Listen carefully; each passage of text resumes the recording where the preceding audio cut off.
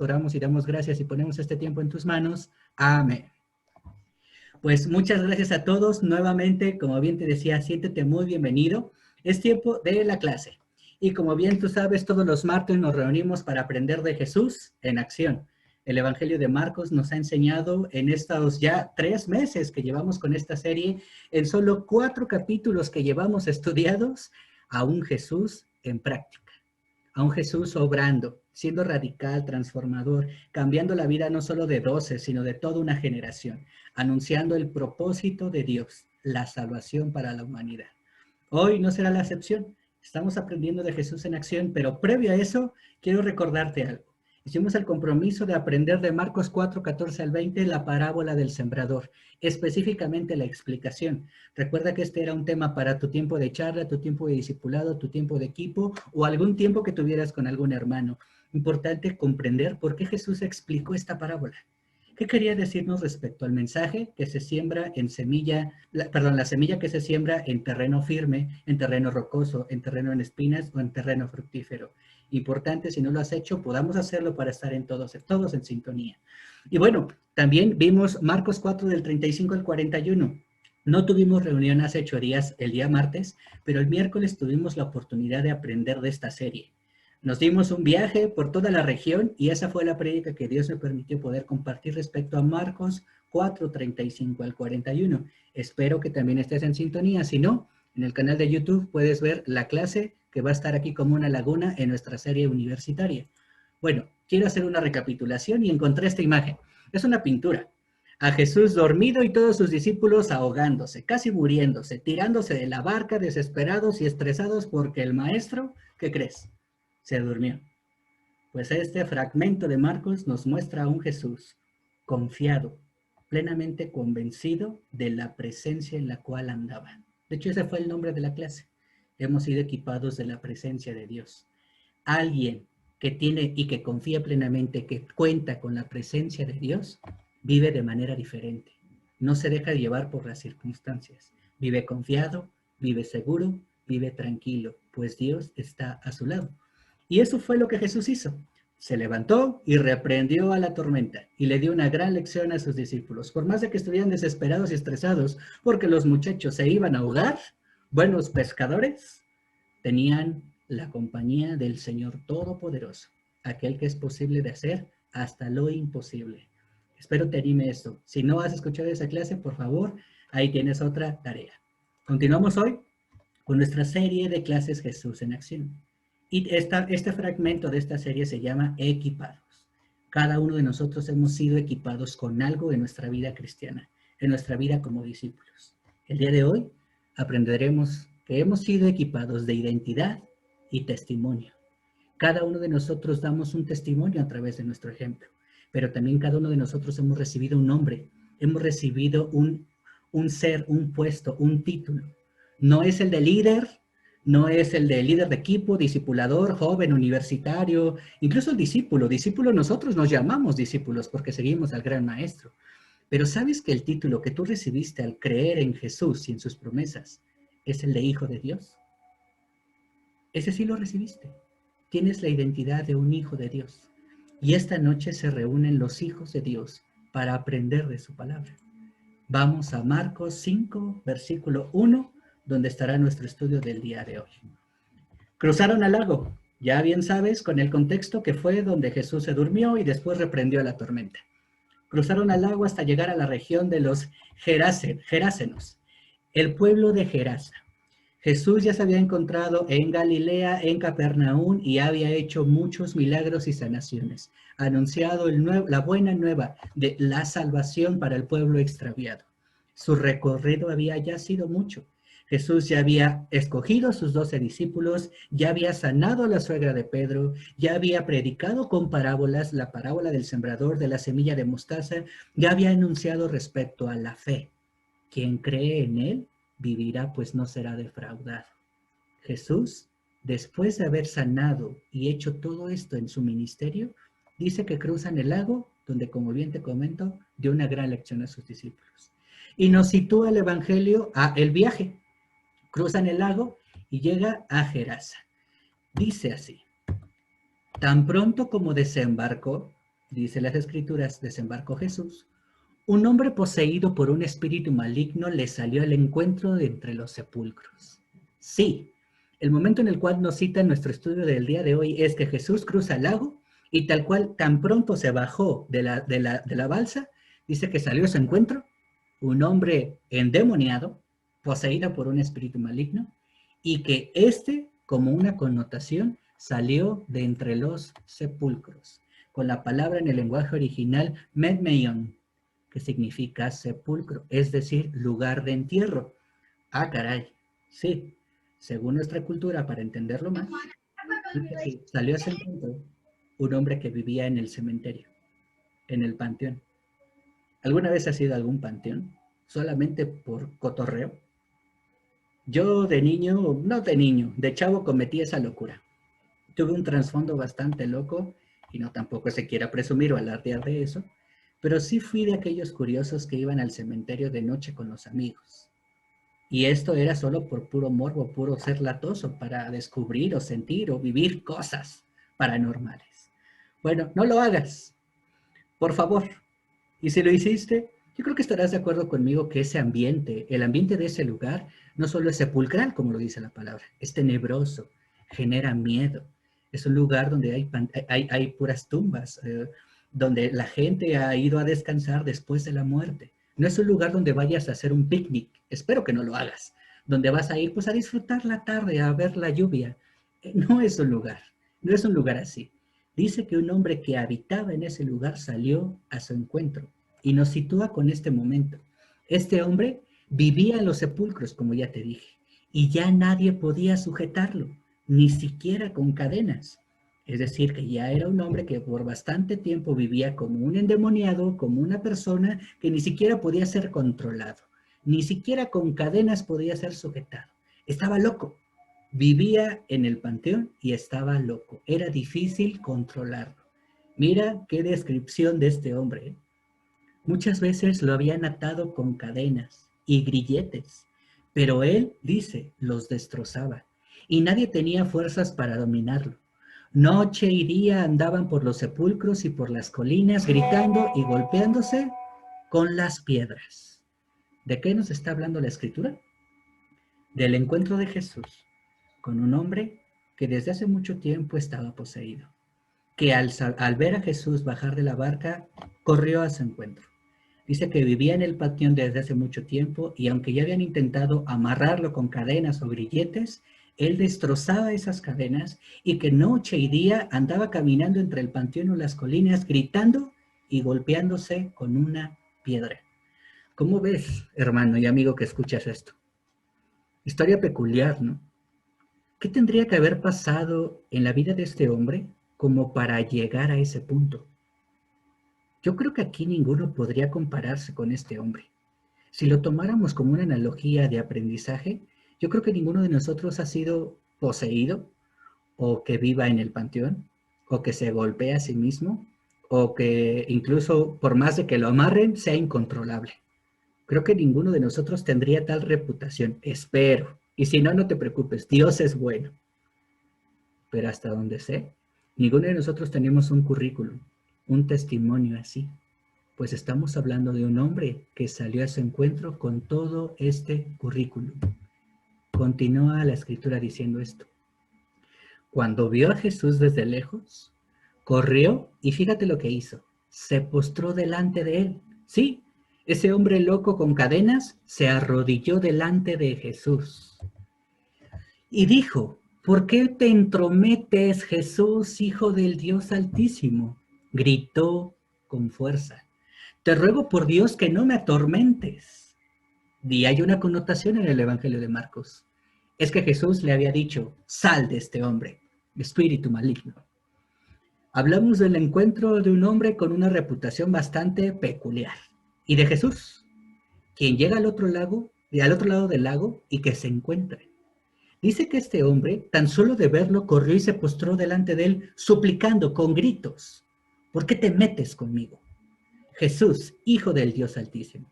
Lo cual nos muestra que a pesar de ser un hombre loco, endemoniado, que vivía en el panteón, conocía la autoridad de Jesús. Si te das cuenta, la primera reacción ante ese encuentro fue la de agresión, sentirse agredido por la presencia de Jesús. Y creo que aquí sí ya viene algo muy parecido a cómo somos nosotros. Muchos de nosotros en el tiempo pasado escuchamos de Jesús, escuchamos de Dios, empezamos con este encuentro con Él, con el gran Maestro. Y nuestra primera reacción es, ¡ay, qué increíble! Voy a ser un discípulo. ¡Yujú! No, hermanos, la realidad es que nos sentimos atacados. Porque al encontrarnos y toparnos de frente con Jesús, alguien nos dijo que nuestra vida no era la mejor, que nuestra reputación no era tan agradable, que tal vez no vivíamos en el panteón, pero que sí estábamos muertos. ¿Te acuerdas de ese momento? ¿Te acuerdas del momento cuando las escrituras, los estudios bíblicos te dijeron que tu postura era la de un muerto espiritual? Yo recuerdo tanto ese momento y ese sentimiento, sentirme atacado, pero a su vez mal, porque aunque en ese tiempo ya tenía 18 años, ya había vivido bastantes cosas, yo sabía que si yo me creía bueno, Dios me estaba diciendo que la verdad era que no era así. Si yo me creía un buen estudiante, honesto y todo, y que yo podía solo y que no necesitaba a nadie para hacer trabajos en equipo, pues Dios me estaba diciendo pecador, orgulloso, soberbio, indiferente. ¿Recuerdas que el único contacto, dicen las escrituras, es que Jesús le dijo, espíritu maligno, sal de este hombre? Una sola orden, dice las escrituras, provocó en este hombre que con gritos le suplicara con gritos, no me atormentes, no me molestes, no me ataques, ¿por qué te entrometes con mi vida? Mira la reacción de ataque. Yo pienso que aquí ya nos podemos identificar, como bien te lo decía. Yo me identifico. La verdad es que escuchar mi verdad no me agrada. Y por eso la palabra de Dios es cortante como una espada de dos filos, porque siempre nos va a hablar con la verdad. Y esta noche no será la excepción.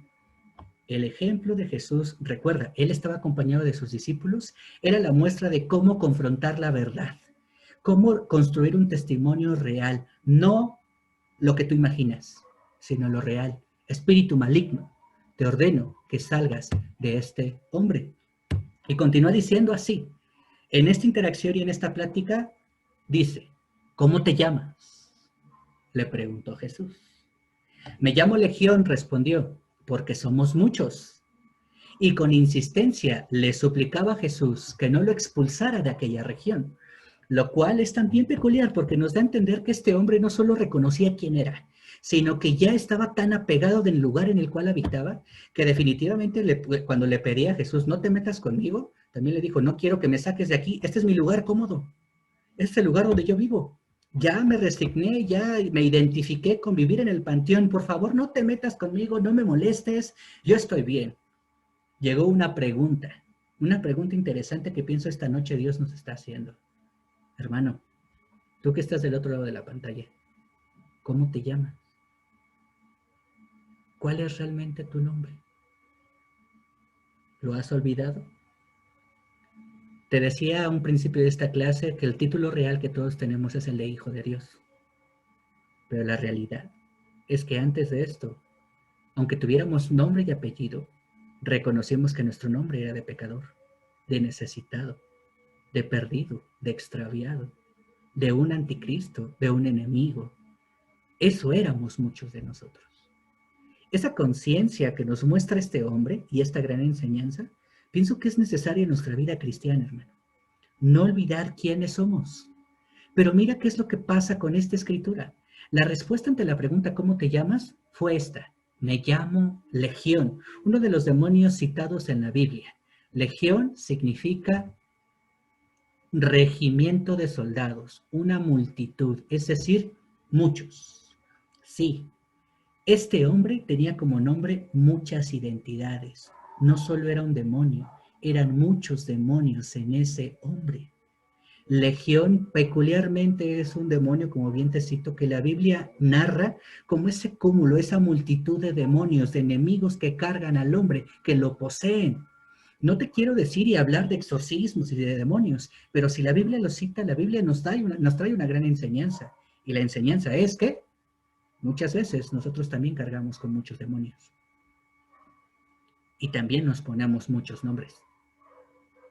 Inservible, de poco valor, menospreciado. el que no vale nada, el que no puede, el que no merece, hipócrita, falso, aparente, mentiroso, etc, etc, etc, de nombres que estoy seguro que algún día tú te has puesto, que todos nos hemos puesto, y que en el trabajo de Jesús de marcar o llevar a una identidad, todos nosotros nos ponemos como, es que yo soy esto, yo soy el otro, pero Jesús nunca te ha dicho eso. Jesús te ha dicho que Él te ama porque eres su hijo, porque eres un hijo de Dios. Cuando tú te la crees, sin darte cuenta, muchas veces procedes como este hombre endemoniado. Permites que tantos sobrenombres se carguen o se pongan en ti que te los crees más. Incluso te presentas así y no como un hijo de Dios. Y quiero dejártelo muy claro, lo que Jesús quería era mostrar un gran ejemplo en sus discípulos con esta gran lección, pero en este hombre definitivamente, ya no eres un regimiento de soldados, ya no eres mucho. Dice que este hombre le dijo, no me expulses de esta región, no nos expulses de este lugar, porque nosotros, recuerda, son muchos, ya estamos bien aquí, en este lugar de muerte, en este sepulcro. Continúa la historia diciendo esto. Como en una colina estaban paseando una manada de muchos cerdos, algo peculiar, pobrecitos cerdos. Los demonios le rogaron a Jesús, fíjate este acuerdo, este pacto entre los dos, ¿no? Mándanos a los cerdos, déjanos entrar en ellos. Así que él dice que Jesús le dio permiso. Si estamos entendiendo la historia, en esta negociación el hombre identificaba quién era y sabía qué es lo que era, sabía dónde vivía y reconocía su condición. Al encontrarse con Jesús y primeramente sentirse atacado, en segundo lugar negoció con él. Ok, ¿qué te parece si me mandas a esos cerdos? ¿Qué te parece si me das permiso de entrar en ellos? Así que él dice, Jesús les dio permiso. Algo que pienso tú y yo hicimos hace tiempo y que necesitamos hacer constantemente. No hacer business con Dios, no querer hacer acuerdos humanos con Dios, sino llegar a acuerdos que son pactos. ¿Qué te parece si hacemos esto? Yo me comprometo, yo muero a mí mismo, me hago un discípulo y tú te encargas de mi vida. ¿Qué te parece si tú expulsas estos demonios que tengo? ¿Qué te parece si tú me quitas toda esta penumbra, esta oscuridad y me permites vivir? Hermano, discípulo, no olvides esto. Cada uno de nosotros nos encontramos con Jesús y llegó un momento en el cual reconocimos y que aceptamos que Él nos diera una identidad. No permitas que ni tú mismo ni nadie te quiten esa identidad. Porque Jesús dice, tuvo la autoridad incluso para mandar a estos demonios, a Legión, que se fueran a los cerdos. Cuando los espíritus malignos salieron del hombre, entraron a los cerdos. Fíjate este dato, que eran unos 2000. Diría a mi abuelita antes de ser discípula, Ave María Purísima, como expresión de exageración. 2000 identidades malignas en este hombre que entraron a los cerdos y la manada se precipitó al lago por el dice que continúa diciendo esto, y la manada se precipitó al lago por el despeñadero y ahí se ahogó. Sí, Jesús permitió que estos espíritus se fueran a los cerdos y los cerdos corrieron a un peñasco donde se arrojaron al mar y ahí se ahogaron. Esta historia, bastante extraordinaria, yo pienso que es algo que no vemos actualmente. No hemos visto nuestros demonios salir e irse al gatito o al perro que tienes de mascota en casa. Pero sí creo que si la Biblia está o plasma un testimonio así, es porque la realidad es que en esta batalla espiritual también nosotros hemos pasado por un proceso muy parecido. En la autoridad de Jesús nos ha permitido sacar todos nuestros demonios, que recuerda, si regresan es porque nosotros lo permitimos, no porque Jesús desee eso. A este hombre llegó a un acuerdo y justo pasó esto y continúa diciendo esto. Los que cuidaban los cerdos, y se pone interesante la historia, salieron huyendo y dieron la noticia en el pueblo y por los campos. Y la gente fue a ver lo que había pasado. Llegaron donde estaba Jesús y cuando vieron al que había estado poseído por la legión de demonios, sentado, vestido y en su sano juicio, tuvieron miedo. Y mira lo que provoca la conversión y la transformación de un hombre que encuentra su identidad con Jesús. Dice que impacta a los que le rodean. La gente fue, la gente vio el testimonio de este hombre y no se espantaron porque Legión ya no estuvieran. Yo creo que ya se habían acostumbrado a ver ese loco en el panteón gritando y golpeándose con piedras. Dice que la gente se llenó de miedo cuando ya lo vieron restaurado, cuando lo vieron diferente, lo vieron transformado, sanado, vestido y en su sano juicio. Hola, ¿cómo están? Pues sí, soy yo, ya no estoy gritando, ya no estoy loco. Es a veces peculiar, pero eso es lo que nosotros vivimos, hermano. Ya no somos los mismos. Y eso incluso es el testimonio que damos, no otro. El testimonio que va por delante es el de un Jesús que vino y sanó y sacó toda la maldad de nosotros y que hoy nos ha dado un buen juicio. Somos luz, no por lo que tú hagas, sino por lo que hizo Jesús. Y esa es la identidad que cada uno de nosotros tenemos. Dice que eso produce miedo, que la gente tiene miedo. Pues claro, porque todos estamos tan acostumbrados a vivir de una forma que cuando llega Jesús y cambia el corazón de una persona, toca el corazón de los que le rodean.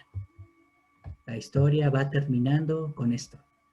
Los que habían presenciado estos hechos le contaron a la gente lo que había sucedido con el endemoniado y con los cerdos. ¿Te das cuenta?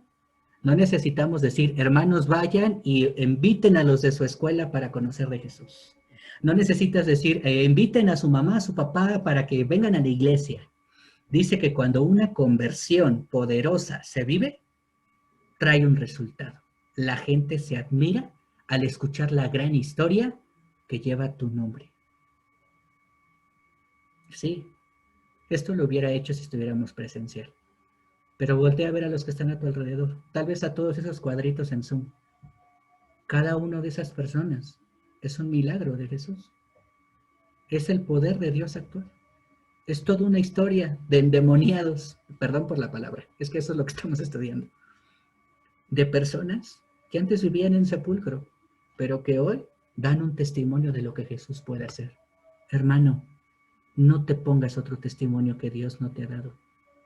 Eres el testimonio de un Jesús que rescató a alguien de la tumba y que le dio vida.